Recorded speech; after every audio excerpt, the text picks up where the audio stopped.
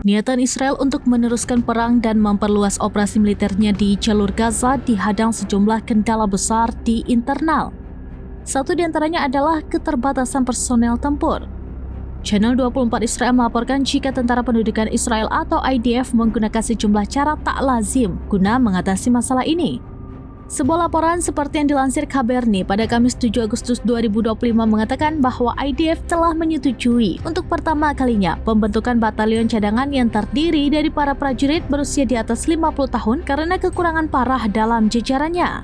Batalion cadangan merupakan unit tempur yang berasal dari Reserve Division, sebuah jalur kemiliteran di Israel melalui perekrutan wajib militer dari pihak sipil.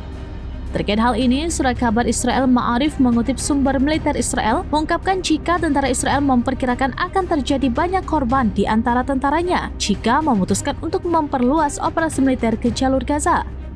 Ada juga kekhawatiran bahwa sebagian besar tahanan Israel yang ditahan oleh kelompok perlawanan akan terbunuh, baik oleh penculik mereka maupun dalam serangan udara.